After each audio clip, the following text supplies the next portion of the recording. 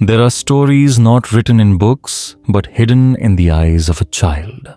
In 1873 in Charleston, South Carolina, a wealthy family took a seemingly ordinary family portrait.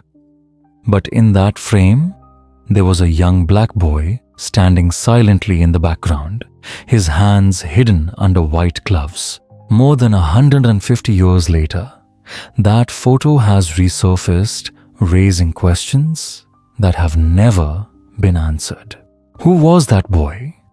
Why was he forced to stand there in eerie silence? And what turned a seemingly harmless photo into evidence of a crime that lasted for centuries? Sit back with me and listen to the echoes of history where buried secrets begin to be told slowly and softly. It was supposed to be a simple family portrait taken in Charleston, South Carolina in the year 1873. At first glance, it seemed like a picture of affection and respectability until someone looked a little closer. Dr. Rebecca Chen stood in the cool, sterile air of the Smithsonian's archival vault, her gloved hands holding a photograph that had arrived from a quiet estate sale in Charleston. It was remarkably well preserved, an elegant family, sitting in their drawing room, frozen in time. The Hartwells. Rebecca, 53 years old, had spent her life studying the uneasy silence that followed the Civil War. Those stiff portraits where smiles were rare and freedom was still a fragile word. This one, though, had arrived with only a note. Found in attic, thought it might be significant. In the picture, the Hartwells were arranged with meticulous care. Richard Hartwell, owner of a cotton mill, stood tall behind his wife, Catherine. Their 4 children were posed in descending order of age, every stitch of fabric whispering wealth. Velvet curtains framed them. A Persian rug softened the floor. Even the oil paintings behind them spoke of old money and comfort. But at the far right, slightly apart from the family, stood a young black boy. 11, perhaps 12 years old. His dark suit was neat, but humbler than the rest. His posture perfect. His face carefully blank, a child taught to hide emotion. And then, there were his hands. He wore white cotton gloves. One looked pristine. The other, his right, was darkened, the palm and fingers marked with something that made Rebecca pause. She'd seen thousands of photographs from that era. None had ever unsettled her quite like this. She called for her colleague, Dr. Michael Torres, the museum's chief conservator and a forensic photography expert. "Michael," she said softly, "I need you to look at something." He studied the boy's glove through his magnifying loupe. His expression changed curiosity, fading into concern. "We need to digitize this right now." By morning, the photograph filled a massive monitor in the Smithsonian's imaging lab. Every fiber, every shadow could now be magnified and studied. At first, they documented the obvious, the fashions, the furniture, the brushstrokes on the wall paintings. But when Michael zoomed in on the boy's right hand, silence fell between them. The stains weren't random. They clustered along the fingertips and palms soaked deep into the threads. Under magnification, the texture revealed something darker, the way liquid sinks into fabric and dries unevenly. "I want to run a spectral analysis," Michael murmured. "These stains, they worry me." The machine compared the light patterns to a database of known substances: ink, coffee, rust, soil, photographic chemicals. When the results appeared, Michael's jaw tightened. "Rebecca, The absorption pattern matches hemoglobin degradation. She looked up slowly. You mean blood? I'm saying we need to confirm it. But yes, it's old blood. Human. Rebecca felt her stomach sink. That boy posed beside his enslavers had been bleeding when this photograph was taken. Yet, he was told to stand still, to smile just enough. 8 years had passed since the 13th Amendment. Slavery by law was over. But freedom was still being negotiated. Over the following week, Rebecca buried herself in Charleston's archives trying to understand the Hartwells. And what she found told a familiar, chilling story. Richard Hartwell, once a modest plantation owner with 43 enslaved people before the war, had reinvented himself. When the Confederacy collapsed, he did not mourn his losses. Instead, he adapted. By 1867, he'd opened one of Charleston's earliest cotton processing mills. By 1870, he employed over 60 workers, men, women, and even children. Most of them black, all of them technically free. And yet, something about that photograph suggested that not everyone in it had escaped the old order. Who was the boy with the blood on his glove? And what exactly had the Hartwells done to preserve their comfort in a world supposedly reborn? The wages were meager, barely enough to keep anyone alive. Rebecca traced the ink of the records with her fingertip, her eyes lingering on the bureaucratic handwriting, cold, efficient, and indifferent. The Hartwell mill had employed dozens of freedmen and their children, yet its name appeared again and again in complaints filed with the Freedmen's Bureau. 12-hour shifts, dangerous machinery, wounds left untreated.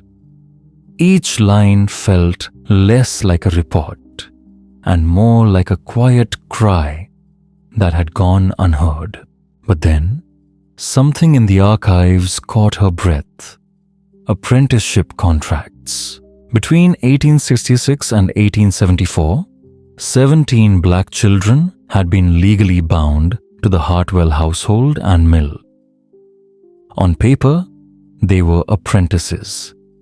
In reality, it was another name for bondage.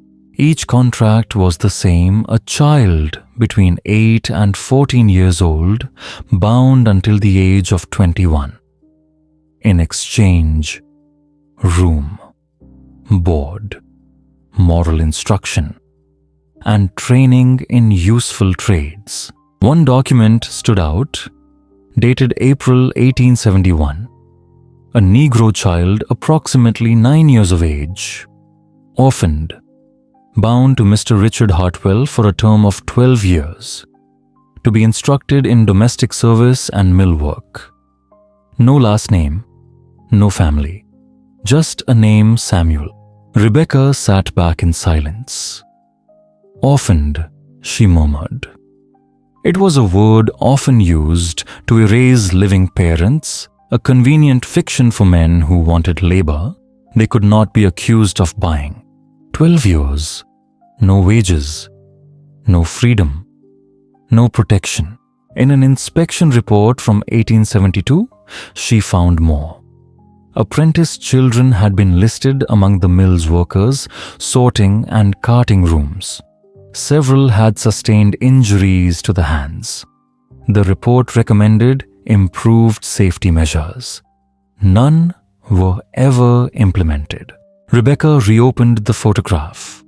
The boy's still face seemed to change as she looked no longer.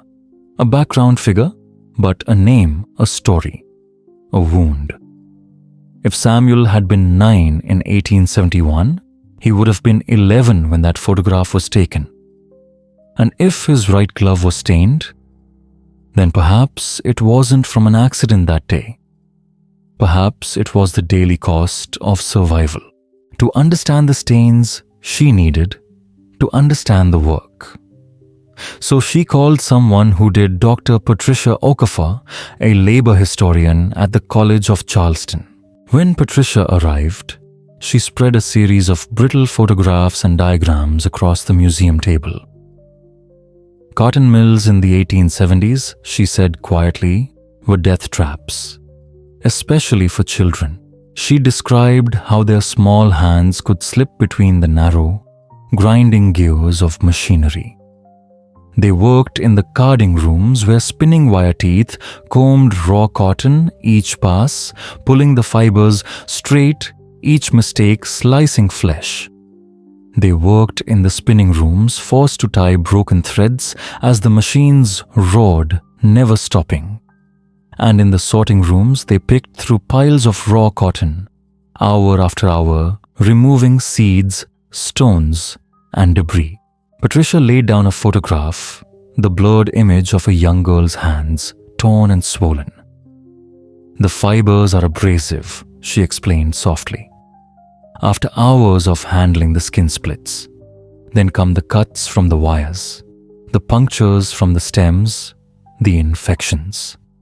By nightfall, every fingertip bleeds. She reached for another document, a Freedmen's Bureau testimony from 1873.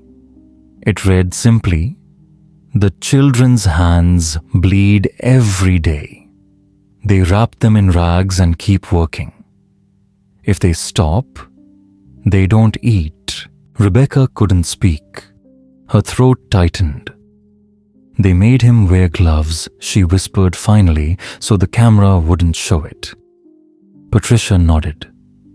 "White gloves make him look cared for, proper. But really, they hid the evidence." Rebecca looked again at the family in the portrait. Catherine Hartwell's calm gaze, her perfect posture. Did she know?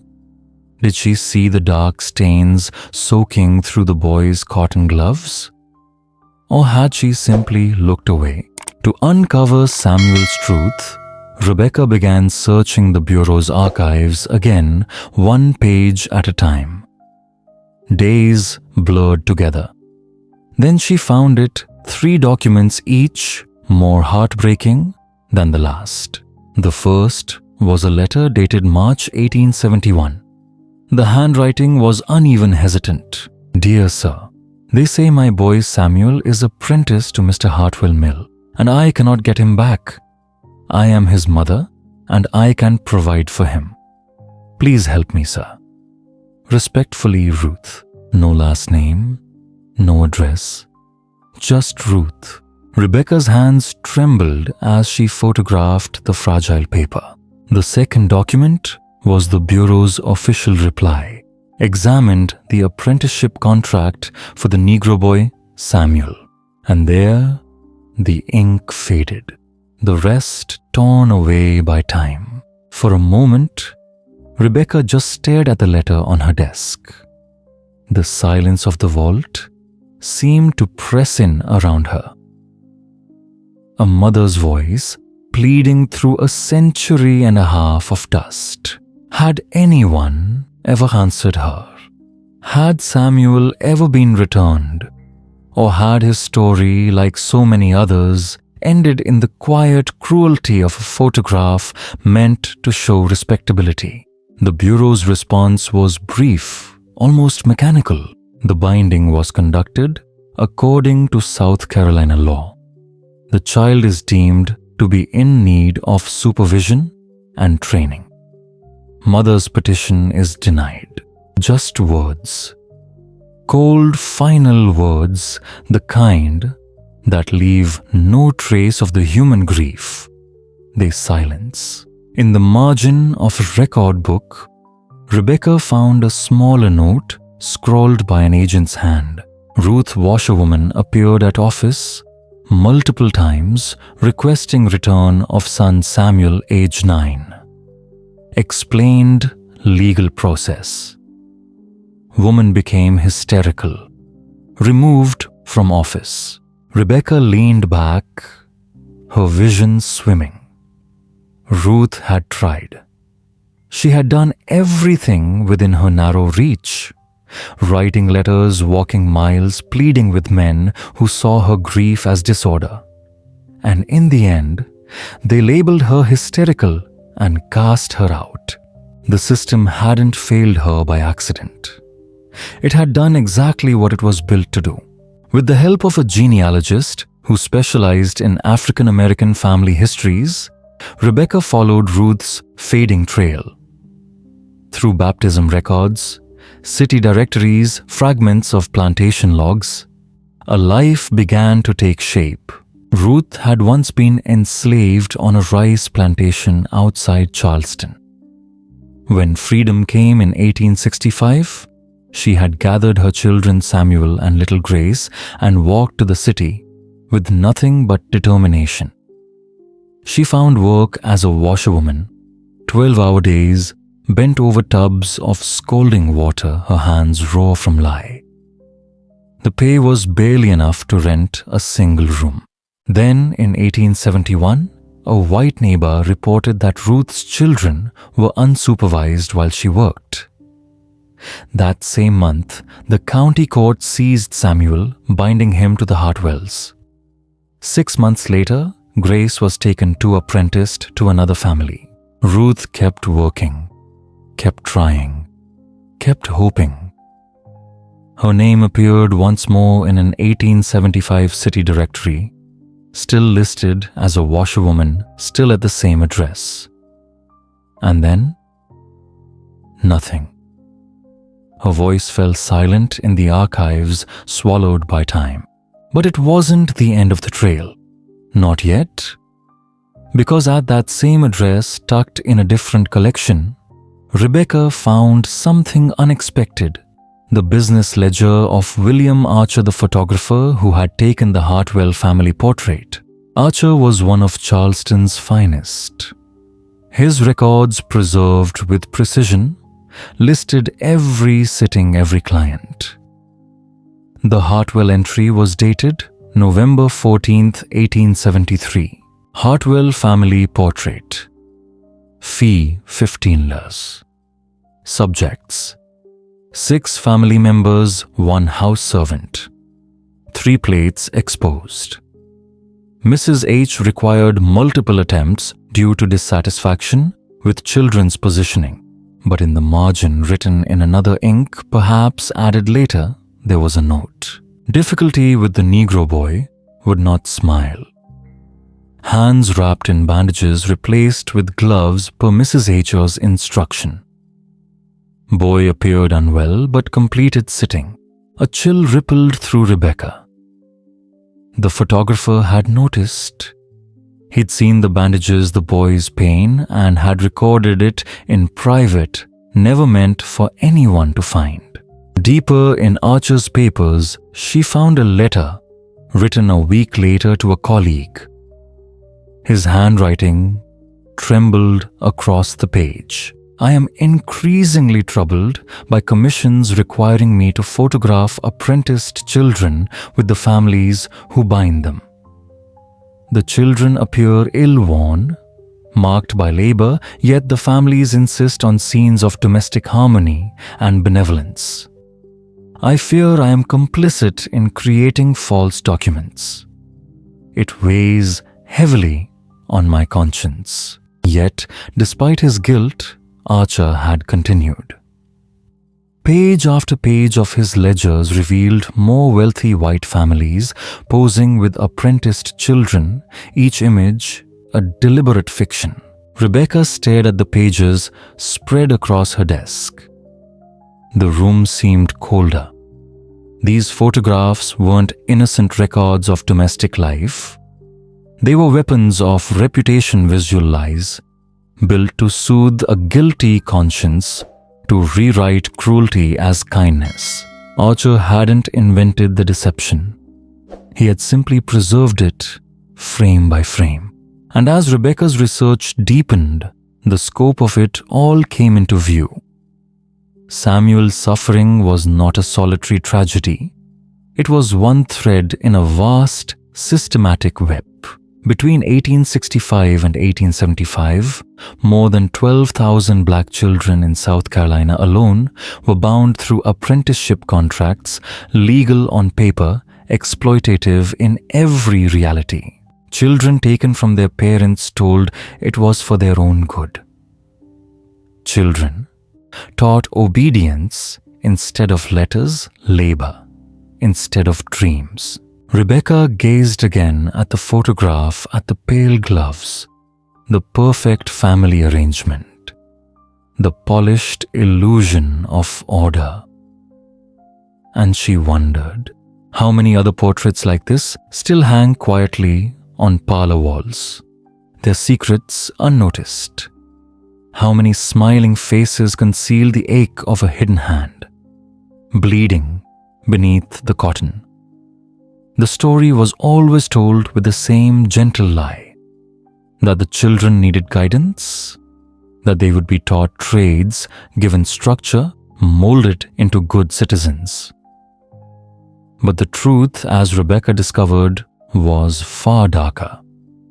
It wasn't training. It was forced labor. In the state records she pored over, she found the machinery of cruelty written in calm bureaucratic ink.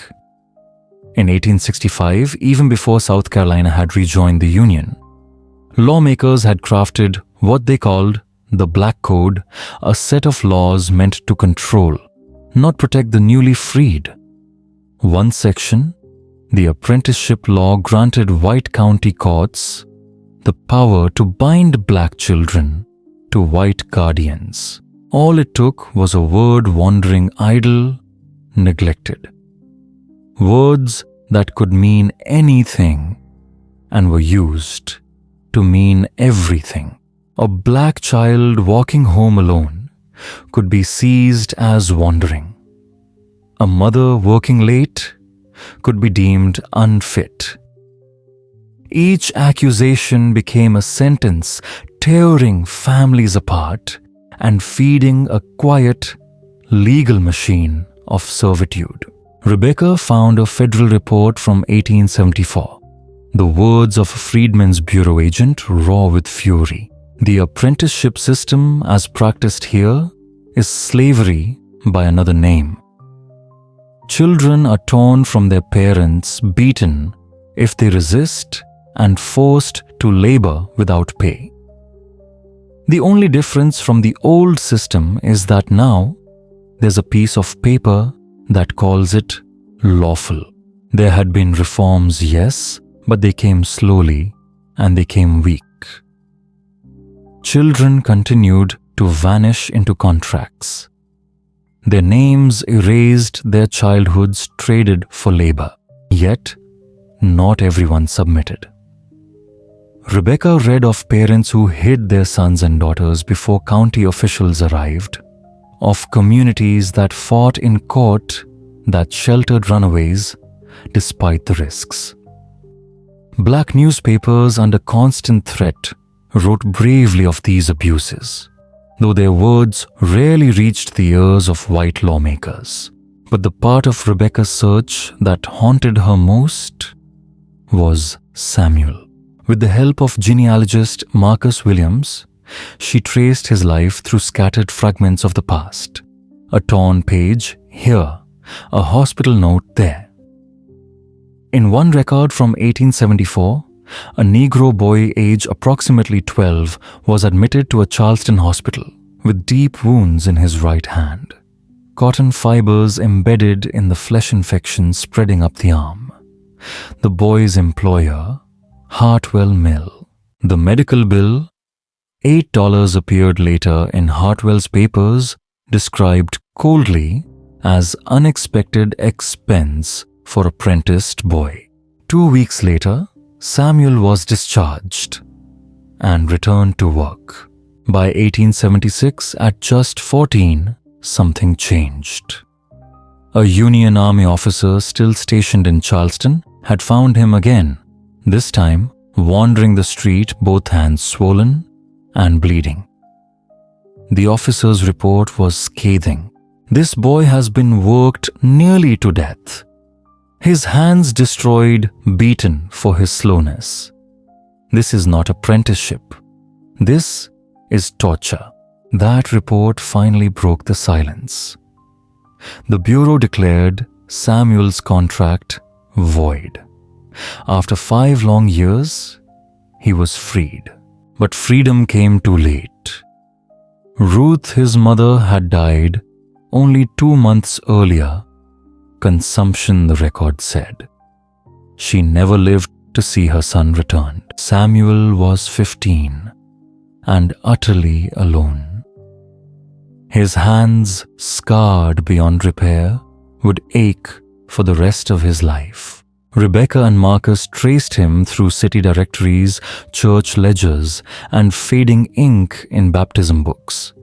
He lived on a porter, then a custodian. In 1884, he married.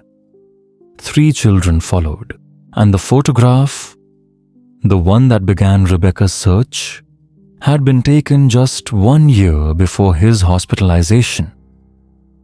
A moment frozen in time, a boy's quiet endurance already marked by pain that would soon consume him. When Rebecca stood in the museum's dim design room, surrounded by the artifacts of Samuel's life, she understood. This wasn't just one story. It was the echo of thousands.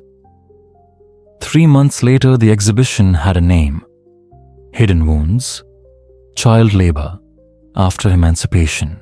It would open in June, though the work had begun long before in archives' attics and forgotten county ledgers. The centerpiece was the Hartwell family portrait, now projected onto a vast, darkened wall. Visitors could move closer, zoom in, linger on the smallest details. The blood-stained glove that had once gone unnoticed now filled the room with quiet horror. Beside the image hung a forensic analysis, modern imaging revealing what history had tried to bury. On another panel, the apprenticeship contract that bound Samuel. Ruth's desperate letters, her handwriting trembling across the page. The hospital records that described the boy's broken hands. But Rebecca wanted something more than documents. Working with Marcus and the descendants of other apprentice children, she created a memorial wall. A wall of names, 8,000 of them. Each one a fragment of a life interrupted, a family torn apart. Some were only first names. Some were initials. The last traces of children the system had not even cared to record fully. But they were there together, now bearing witness. Rebecca had found Samuel's descendants too. His great-great-grandson, a quiet schoolteacher from Atlanta, named David Collins, came to see the exhibition before it opened. He stood before the enormous photograph for a long time, searching his ancestor's face. "My grandmother told me about him," he whispered. "She said his hands were scarred for life. But I never knew there was a photograph." Rebecca showed him the forensic image, how the stains had been identified, how the camera had captured pain beneath the pose.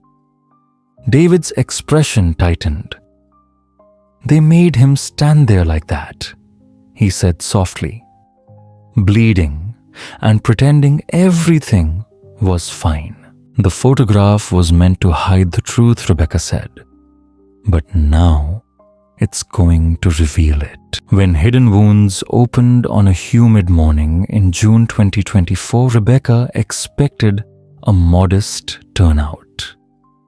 Instead, more than 500 people came, many of them descendants of apprenticed children there, to find their family names etched on the memorial wall. The Hartwell portrait dominated the first room, placed at eye level, so no one could look away. On the interactive screen, visitors could zoom in themselves, watching as the soft light deepened, as the dark marks on Samuel's glove emerged unmistakably. Many stood in silence, the air thick with something unspoken. Throughout the gallery, audio stations played Ruth's letters. An actress's voice trembling with love and exhaustion. My boy Samuel is apprenticed to Mr. Hartwell Mill, and I cannot get him back. I am his mother, and I can provide for him. People wept openly. Other displays traced the laws that had made it all possible, the black codes, the contracts, the cold logic that turned freedom into servitude. But the exhibition didn't stop at suffering. It showed defiance. Photographs of black parents challenging the courts, newspaper clippings demanding justice, faded portraits of survivors who, despite everything, built new lives, families, communities, futures. David stood beside Rebecca when the reporters arrived. "This is my great-great-grandfather," he said quietly. Samuel survived what they did to him. He built something out of the pain. He made sure we remembered even the hard parts. He looked at the portrait again. "This exhibition matters," he continued. "It shows that emancipation didn't mean freedom. It shows how the system adapted, how it found new ways to hurt." When a reporter asked Rebecca what she hoped people would take away, she paused. She thought of the boy's bleeding hand beneath that immaculate glove of Ruth's unanswered letters, and of the countless names that filled the memorial wall. "I hope people understand that photographs aren't neutral," she said softly. "Every image carries intention, sometimes to reveal, sometimes to conceal. We have to look closer, question what we see, and search for the truths others try to hide." And I hope, she added, that people remember the legacy of slavery didn't end in 1865. It shifted. It survived in systems like apprenticeship and others that followed. Recognizing that helps us see the patterns that still exist today. When the exhibition began its national tour, Samuel's story traveled with it after 151 years of silence. The photograph, once meant to display the Hartwell family's grace, now stood as evidence of their cruelty and as testimony to a child's endurance. The stains on that small white glove, once hidden, now spoke clearly across the decades. This happened, and now it could never be hidden again.